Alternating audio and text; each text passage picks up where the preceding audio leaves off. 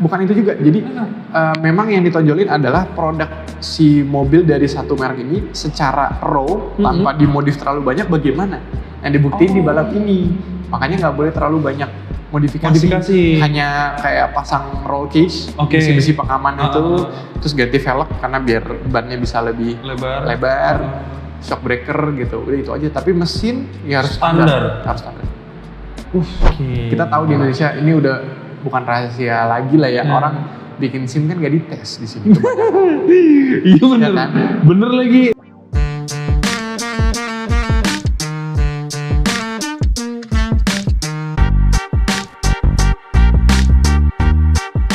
Boleh cekin aku boleh? Boleh. Jadi jadi nggak boleh berarti. boleh. Ya, jadi bisnisnya ada bikin yang pertama ada fire extinguisher atau alat pemadam kebakaran. Apar? Iya, ada apar. Jadi kita punya pabrik apar, produksi sendiri. Di mana?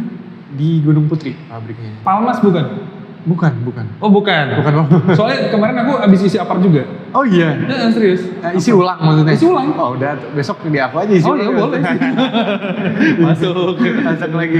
Boleh. Bener. Oke terus. Gitu. Terus baru mau jalan sih beberapa belum bisa di-announce tapi ada juga yang lain gitu. Oh. Tapi belum jalan. Tapi lo sendiri jalan? Sendiri. Lo jalan sendiri? Jadi ngisi apar sendiri gitu ya? Enggak juga, maksudnya ada orang ya, cuma jadi emang dari dulu selain hobi balapan atau motorsport emang juga hobi berdagang sih. Dari kecil tuh, dari zaman SD aja tuh udah jualan kapal-kapal kecil, jualin ke teman-teman, ke keluarga, suruh pada beli. Jadi emang udah hobi dari dulu. Lu tau gak kapal-kapal kecil yang pakai api? Oh, jadi oh iya, yang kayak petasan kan api terus tadi jalan, tahu. Jangan-jangan lo yang jual bukan. Jadi kalau gue ini mas, jadi kayak bikin dari kardus bekas. Jadi kan di rumah suka beli aqua botol nih, banyak kardus bekas kan. Ya udah, nah dari kardus itu dijadiin kapal. Nggak basah? Nanti kan dikasih cat yang kayak buat anti air gitu, iya. Sudah dimain-mainin. Dari dulu tuh pas SD udah jualan itu. Terus sempat juga jualan kacamata hitam. Jadi ngambil di Mangga 2 kalau nggak salah waktu itu, beli yang bagus-bagus. Ya udah di sekolah tawarin teman-teman, ini lo mau nggak nih, keren nih gitu. Udah hobi dari dulu. Hobi dagang lo ya? Hobi dagang. Kuliah di dagang juga? Enggak, kuliahnya kebetulan masuk di FTUI. Oh, jauh saudara-saudara ya. Jadi kalau kuliahnya lebih berhubungan sama balapan karena kan engineering, teknologi gitu ya. Kenapa nggak lu malah ngambil dunia bisnis saja? Jadi gini, waktu itu tuh pas SMA ada yang namanya talent scouting atau kita tuh jalur undangan lah masuk UI. Nah kebetulan karena waktu itu undangan itu kan harus kita upload prestasi kita apa nih. Nah waktu itu kebetulan juara nasional balap mobil. Nah terus kata kepala sekolah, kalau kamu mau fix keterima nih pasti kamu harus berhubungan dengan mobil nih, apa misalnya, teknologi teknik mesin. Kebetulan aku juga suka teknik mesin. Iya. Ya udah deh, akhirnya daftar teknik mesin dan alhamdulillah keterima di situ. Di UI. Oh, malah jadinya ngambilnya dari hobi itu ya, kuliahnya ya. Kalau ngomongin hobi kan artinya dua tadi hobi semua dong. Lo jualan hobi, lo main mobil hobi juga. Hobi. Tapi lebih secara pendidikan formal malah masuknya ke yang mobilnya daripada yang jualannya. Ya. Karena kan waktu itu pas SMA itu kan memang sebenarnya gini, yang utama itu kan orang pasti kenal gue gitu ya sebagai lu pembalap nih. Orang nggak ada yang tahu lu bisnis atau apa, enggak. Itu sebenarnya sampingan, tapi yang pertama itu fokusnya lebih ke balapan. Makanya apapun itu pasti lebih diutamakan yang harus berhubungan dengan balap. Sama balap ya. Makanya kuliahnya berhubungan dengan balapan. Teknik mesin gitu. Jadi lo nyutain personal brandingnya malah di balap. Iya. Karena kekuatan personal branding memang asiknya ketika itu sudah kuat. Benar. Iya. Kalau kita udah kuat di salah satu personal branding, kita mau move di dunia bisnis akan lebih mudah. Bener banget. Itu bener banget. Kayak beda deh. Orang ngelihatnya tuh pasti kalau kita mau, maksudnya gitu. Kita misalnya baru approach nih, Pak mau nggak ketemu saya gini yuk, saya mau ada beberapa proposal nih gini. Dia lihat profile picture kita, oh ini pembalap nih orang. Kartu nama kita dia pegang, oh iya. Terus dia lihat di Instagram, wah ini. Dia juga jadi lebih excited buat ketemu kita. Jadi kita ya, makanya gue juga kayak, alhamdulillah juga gue punya personal branding yang bagus. Walaupun belum seterkenal itu gitu ya. Iya, tapi yang namanya personal branding kan memang dibentuk dari dini ya. Iya. Maksudnya kayak kadang-kadang orang salah menafsirkan ketika personal branding itu dianggap sebagai sesuatu yang harus tercipta langsung meledak. Ya. Padahal personal branding yang baik itu adalah personal branding yang dimulai dari bawah. Biasanya orang akan jadi ribet ketika orang sudah menampilkan pesonanya. Pesona, contoh kayak aku filmmaker gitu ya, udah menampilkan pesona filmmaker, udah terlanjur terkenal filmmaker ketika dibenturkan dengan suasana film yang sesungguhnya nggak siap, itu kan PR. Ya. Apa nggak lebih baik kita ngomong dari awal dulu aja dari kecil, oke, gue content creator biasa, gue buat film-film pendek nih, sampai akhirnya ketika nanti kita udah besar dengan punya nama, ya gue dengan PD-nya akan ngomong gue filmmaker. Iya. Iya kan. Iya. Hasil gue mana ini gitu. Beda gitu orang lihat. Iya. Lo kalau di UI itu kan ada, lo nggak bisa ini ya, nggak bisa double degree gitu ya. Jadi kalau kebetulan jadi talent scouting itu ada dua, ada double degree sama single degree. Gua ambilin single degree. Tapi single degree itu tetap harus 1 semester ke luar negeri. Kenapa ngambil duanya? Kan duanya malah lebih asik loh, dapat 2 gelar. Jadi gini, waktu itu kenapa nggak ngambil double degree? Karena kan kalau kuliah kita 4 tahun. Kalau double itu berarti 2 tahun di Indonesia, 2 tahun di luar. Nah, nyokap sih yang kurang dukung. Iya, kayak kelamaan di luar nih, udah ambil single 6 bulan udah cukup bisa dapat ilmu. Cukup lah 6 bulan gitu ya. Ya cukup sih emang. Pada kenyataannya 2 tahun juga kayaknya agak kelamaan juga sih. Nih kalau sell produk, ngejual produk yang baik dan benar ketika ketemu sama temen. Jadi gini, gue ngerasain ada perbedaan antara ngejual produk ke orang yang tidak dikenal dengan orang yang dikenal. Oke. Kalau lo nyiasatinya gimana? Itu bener banget, kalau kita jual barang ke orang yang kita nggak kenal tuh pasti lebih susah. Maka dari itu kan ada pepatah kan, your net worth is your net worth, gitu kan. Nah jadi kayak ya udah, memang bisnis itu kalau gue lihat dari orang-orang yang sukses gitu, yang senior pasti mereka temennya banyak, karena dia juga tahu kalau kita nggak kenal sama orang nggak bisa masuk. Maka dari itu ya harus berteman kalau emang mau produknya laku. Lo memperkuat channeling. Bener, channel tuh harus kayak gue nih sama nyokap punya perusahaan training. Kalau kita nggak kenal siapa-siapa, kita datang ke satu perusahaan dari lobby paling cuma mentok sampai satpam. Iya benar. Paling bagus sampai resepsionis. Iya. Itu juga belum tentu surat kita diterusin kan? Iya benar. Nah, jadi kayak berusaha untuk kenal orang-orang itu penting banget. Jadi gue setuju kalau emang orang jualan barang nggak kenal siapa-siapa, sebagus apapun barang lu, orang kayak gue nih misalnya. Gue punya pabrik, gue kan cari vendor dong, dari mulai tabungnya, terus isinya, gue kan cari vendor. Harga sama, kualitas sama, gue pasti pilih yang kenal dong. Iya. Iya kan? Benar. Karena produk ini, kita punya produk bagus, orang juga punya produk bagus. Betul. Orang hanya milih siapa yang bisa gue lebih percaya, siapa yang gue kenal deket. Maka dari itu ya udah networking aja sih yang paling penting. Iya sih. Berarti bisnis yang bagus adalah berawal dari network. Iya. Enggak juga. Jadi gini, produknya tetap harus bagus, didukung dengan networking. Karena kalau misalnya produk kita nggak bagus, terus kita networking, ya akan ada masa habisnya. Ini orang paling cuma ngambil sekali, 2 kali, 3 kali, lama-lama dia dikomplain, wah ini barang lu nggak bagus nih gitu. Jadi nggak dipercaya orang ya? Iya, mau nggak mau dia harus tetap ganti vendor karena nggak bisa kan. Jadi good product didukung dengan networking yang bagus. Ada beberapa yang gue lihat ya, kayak orang dengan nama besarnya ngejual produk atas nama besarnya, tapi kadang-kadang dia lupa kalau ternyata kualitas produknya harusnya lebih diperbagus lah. Iya. Jadi sampai akhirnya kan orang, ya kita tahu nih, lo punya produk, lo kenalan gua, ketika dipakai 2 hari jebol.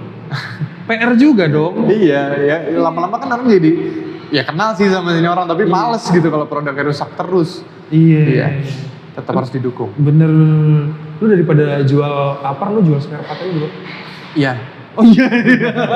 Iya lagi. Ya sempat kepikiran juga sih, cuman lagi fokus di sini dulu deh gitu. Lu jual upper dulu. Iya. Sih, maksud gue kalau lo jual spare part kan lo hobi mobil. Iya. Spare part mobil yang lo jual. Iya. Cakep udah tuh. Iya kan? Banyak sih yang lebih dekat kan sama lo kan? Iya. Kenapa nggak gitu? Sebenarnya alat pemadam ini juga saat ini berhubungan dekat dengan otomotif.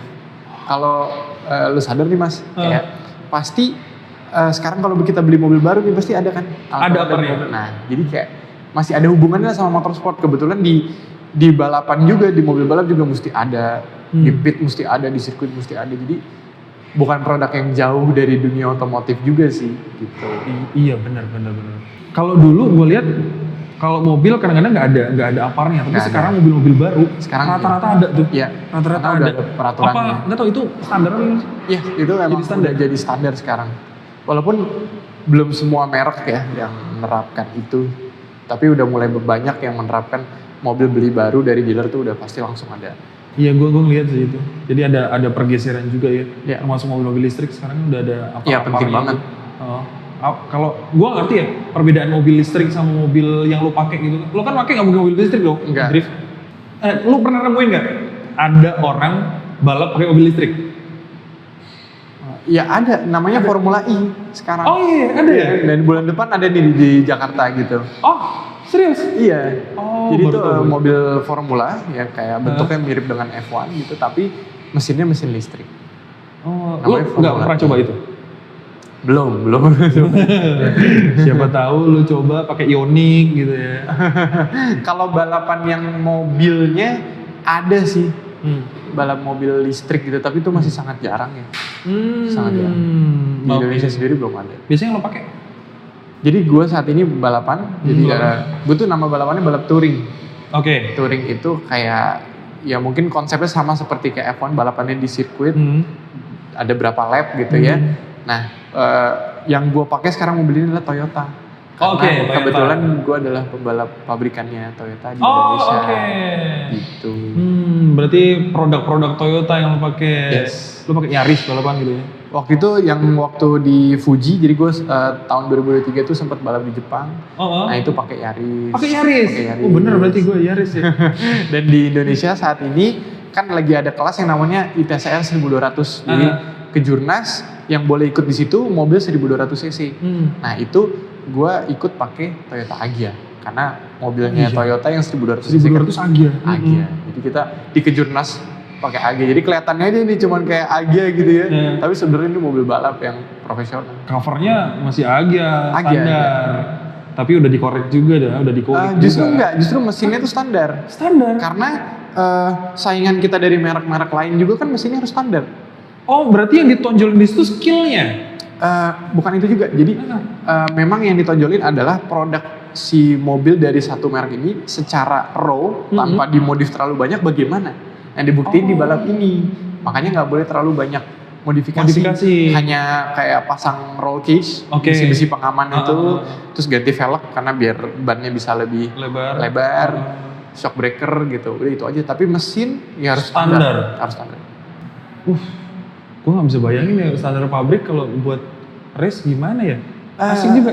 Asik juga sih karena kan ya karena kita saingannya kurang lebih speednya mirip-mirip jadi kan ya seru balapannya deket-deketan gitu. Iya sih ya. Kalau gue ngebayangin sebagai orang awam, balapan ya pasti oprekan. Maksudnya secara mesin ya, pasti udah naik. Ada sih kelas yang open modification seperti itu, ada memang. Tapi kalau kita lihat sekarang tren di dunia nih cenderungnya memang balapan itu dibikin speknya itu sama biar balapannya lebih menarik. Jadi nggak ada orang yang mesinnya terlalu dimodif dia sendiri yang paling kencang sendirian gitu ya. Nggak kayak gitu sih trennya.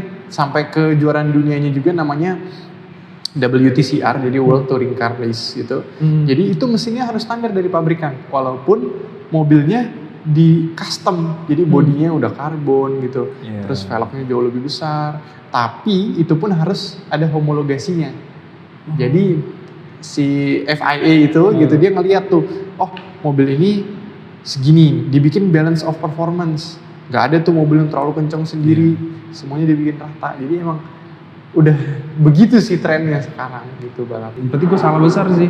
Gue mikirnya kalau udah masuk ke sirkuit, artinya mobilnya sudah dioprek. Kalau gue pikirnya tololnya gue lah ya. Kalau orang udah masuk sirkuit, pastilah nggak mungkin standaran lo bawa di sirkuit. Ternyata standar mesinnya standar. Tapi ya kita itu cuma bisa nyeting lah ibaratnya. Setting suspensi gimana nih yang pas, bagaimana setting pernya gitu.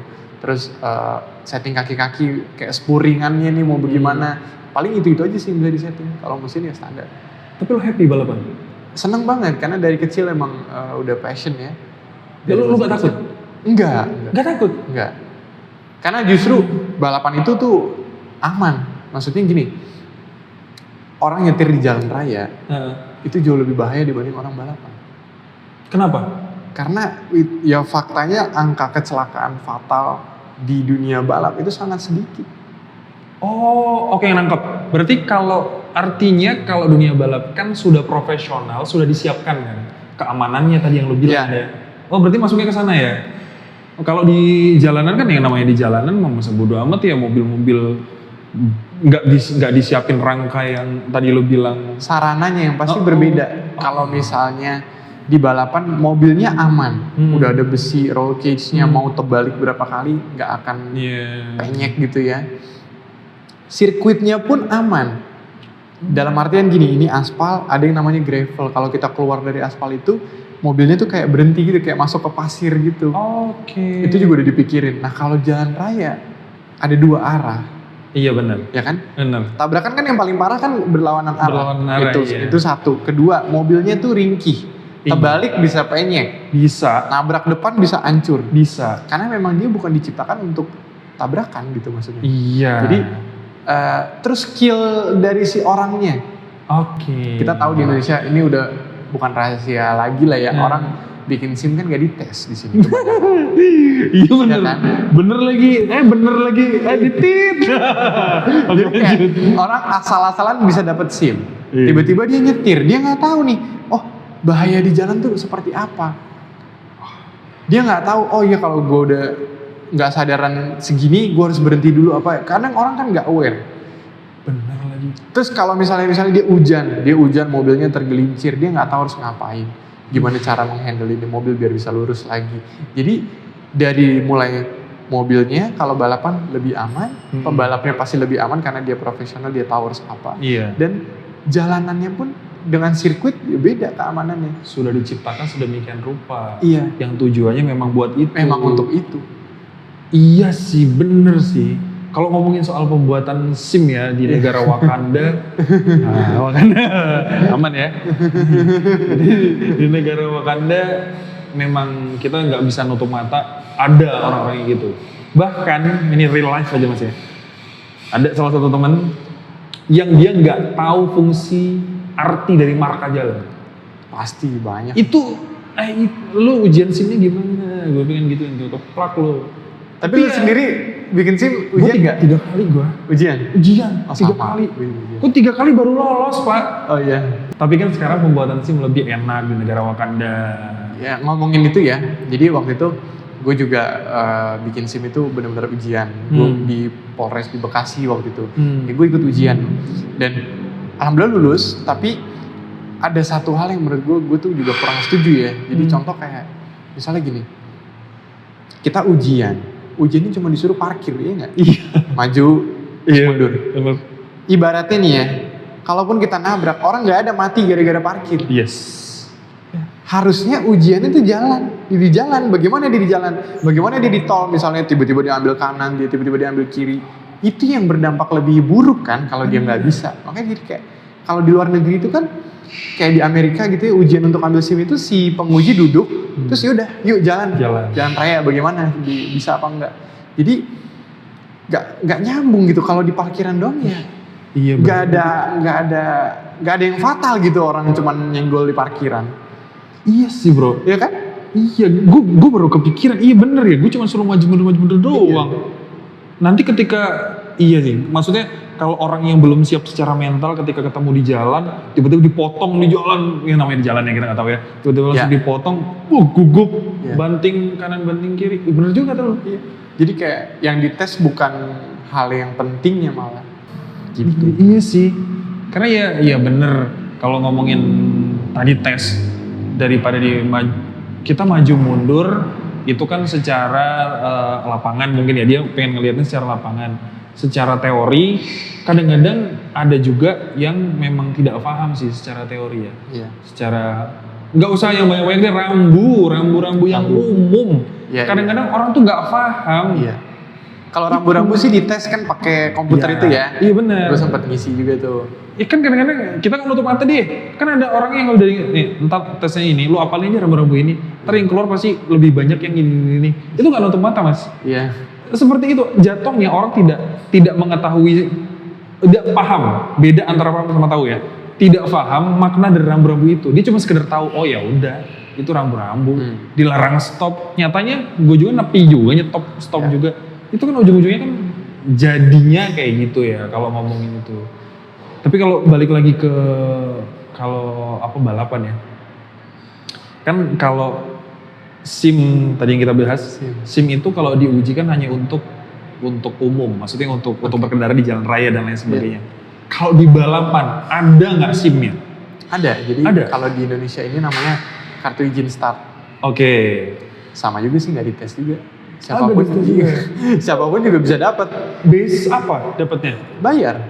Oh, maksudnya ya orang mau bayar, saya mau bikin dong kartu izin start, saya mau ikut balap touring. Ya udah bayar 350.000 nggak masalah dapat. Oh oke. Tapi kalau di balapan bedanya, ketika ada pembalap baru, itu nanti akan dilihat pada saat misalnya praktis. Kan jadi kalau di balapannya ada, kalau di bola kan ada wasit, di balapan ada namanya stewards. Nah stewards akan lihat nih, oke, ini pembalap baru, dia akan kasih pembekalan. Akan ada pembekalan ekstra, kamu harus begini, rambu-rambu begini. Bedanya itu, karena kan memang namanya balapan profesional ya diperhatiin betul gitu kan. Bener. Tapi kalau untuk kartu izin startnya sendiri ya semua orang bisa bikin sih. Lo pertama kali dapat kartu itu kapan? Itu awal pertama kali balapan itu 2017. 2017 SMA lo? Ya kelas 1 SMA. Kelas 1 SMA udah berapa? Udah. Gua kelas 1 SMA mancing. Sekarang lebih ngeri lagi, anak kemarin tuh gue ada temen 13 tahun umurnya, ya dia udah mulai balapan. 13 tahun? Balap mobil, bukan go-kart. Kelas? Mobil, ya kelas yang sama gue gitu. Hah? Kan bentar lo, 13 tahun itu kan belum ada license-nya. Tapi boleh, jadi kalau balapan itu, bahkan kan sekarang ada pembalap F1 yang baru itu yang namanya Kimi itu. Dia belum 18 tahun, dia belum punya SIM, bahkan dia masih sekolah, dia udah boleh balapan. Jadi kan kalau di balap nggak ada hubungan sama SIM yang di jalan raya gitu. Oh ngerti, karena ya itu tadi kalau namanya balapan sudah di tempatnya. Ya. Kalau anak-anak go-kart itu malah ada yang umur 5 tahun, 6 tahun. Kalau itu aku tahu lah, kalau itu kan beda dengan kasarnya bukan mobil profesional ya. Iya. Biasanya sih orang yang kalau sudah berani mau daftar ikut balapan, dia baru bikin kartu izin start itu ya pastinya dia udah pernah di sirkuit, dia udah berlatih. Biasanya sih dia udah pasti bisa balap. Gak mungkin dong kayak Mas tiba-tiba saya mau bikin tuh saya mau ikut balapan, pasti ada latihan dulu. Iya, betul. Latihan juga mungkin di situ ada mentornya atau ada senior, ada temennya pasti ngajarin gitu kan. Benar. Jadi gak mungkin dia bikin kartu izin start juga bego banget gak bisa nyetir ya. Oh iya, gak mungkin juga. Masuk akal. Tapi kenapa lu malah masuk ke dunia balap sih bro? Lu kenapa gak modeling sih? Enggak, sayang muka lu. Kenapa gak modeling aja gitu? Kenapa ya? Jadi emang passionnya di situ sih. Susah nih kalau ngomongin passion nih, gue juga begitu lagi. Gak usah dilanjut lah. Jadi dulu pernah sih pas masih kecil tuh kayak main iklan-iklan gitu ya. Pernah juga ikut casting, tapi ya jalannya nggak di situ kayaknya. Maksudnya sering juga ditolak gitu. Kayak nggak lolos, nggak bisa ini. Karena gue nggak jago juga acting. Jadi dan mungkin lo juga nggak happy ngejalaninnya kali, atau gimana? Happy aja sih sebenarnya. Happy aja. Cuman mungkin jalannya belum di situ. Tapi ya udah, akhirnya putusin mau apa nih passion yang benar-benar passion banget, yang ibaratnya walaupun susah, gue mau berjuang ya balapan. Harus mobil? Enggak, awalnya malah motor. Oh, gitu. Jadi awalnya dulu jadi gini, dari TK nih ya, sukanya tuh udah nonton balapan MotoGP. Oke. Suka banget tuh liatin di TV gitu. Jadi pengennya balap motor.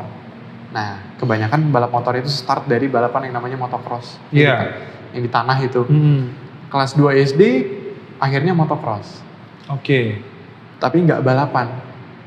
Jadi cuman sampai tahap latihan gitu ya.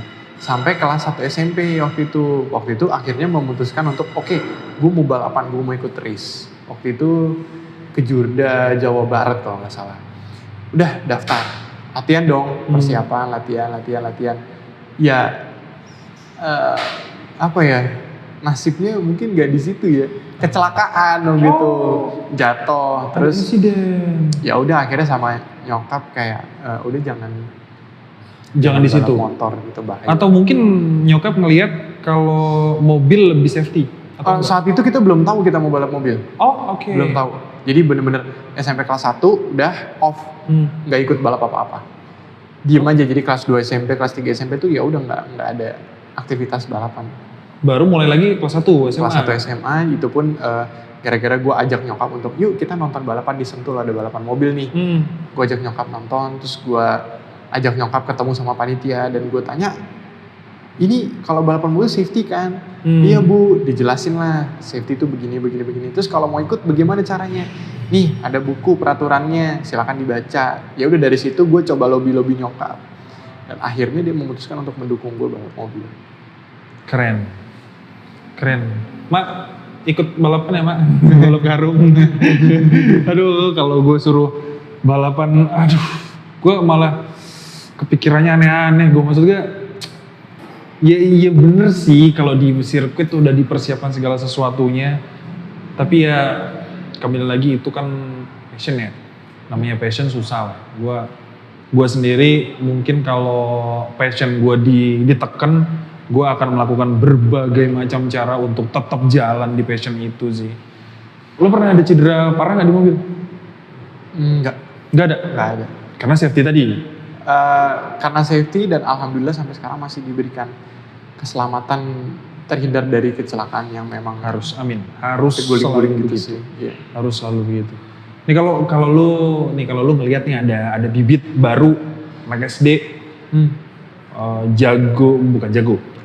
pengen masuk ke dunia balap. Yang lu saranin pertama kali apa? Harus dari anaknya yang mau. Oke, jangan dari orang tuanya. Oke. Karena gue udah ngajarin ada beberapa orang gitu ya. Ada yang memang nih orang kecukupan banget deh hidupnya. Mau beli mobil apapun bisa, bayar mekanik seberapa mahal pun bisa. Tapi ya kalau bukan passion dari dia cuma datang, oh iya latihan gitu. Nggak akan bisa. Mungkin bisa kenceng, tapi ketika dia fight sama anak-anak yang memang dari dirinya nih, gue mau jadi juara, pasti dia kalah. Nggak jadi lah intinya. Nggak matang, ya bisa aja dia dianggap bisa ya bisa, tapi pada akhirnya ketika dimasukkan ke ranah profesional ya jadinya kayak nggak sepenuh hati gitu kan ya. Kurang lebih mungkin gitu ya. Walaupun misalnya dia sempat jadi juara, sempat sukses, tapi nanti akan selang berapa tahun dibanding anak yang memang punya passion luar biasa di dunia motorsport ini, dia pasti akan kalah. Gue udah lihat itu, gue udah saksiin beberapa juga sempat rival-rival gue yang memang dari background yang seperti itu ya nggak awet sih. Lu berarti berapa tahun? Dari 2000 berapa tuh masuk ke dunia balap? 2017, sekarang 2025. Akan terus berlanjut di dunia balap? Terus. Jadi kalau ditanya Amato siapa? Amato si pembalap? Iya. Kita doakan semoga nama lu tercantum di belahan dunia manapun. Amin. Jadi bawa merah putih ke sana. Amin. Daripada kalian yang pada sok-sokan jago-jagoan di jalan. Benar. Ngebut-ngebutan, lo udah tahu itu bermasalah, lo udah tahu itu bakal membahayakan orang. Lo ketemu dia deh di race. Oh anjir, lalu gitu. Gak gitu ya? Gak gitu. Tapi orang tuh berproses juga mas. Oke. Maksud gue gini, saat itu gue sempat mengalami yang namanya gue pakai mobil ganti knalpot, ngebut di jalan. Pas gue udah balap, anjing ini gue ngapain ya dulu ya? ini apa sih, kok gue nggak jelas banget apa yang gue tuju sih, gitu kayak nggak jelas nih orang. Gue menilai diri gue saat itu gue nggak jelas. Dan gue juga sekarang kesel ngeliat orang-orang tuh yang pakai mobil, pakai motor di jalan knalpotnya berisik kayak apaan tahu. Lu mau kemana gitu maksud gue. Nah saat gue udah balapan, gue malah pakai mobil kalau bisa yang paling nyaman. Maksudnya yang nggak ada suaranya, yang adem gitu. Yaudah gue mau menikmati jalanan. Iya kan. Nah jadi kayak di situ tuh gue liat orang tuh pasti berproses. Gak mungkin nih dia awalnya balap liar misalnya. Balap liar pas masih SMP, gerak di jalan-jalan raya itu ya.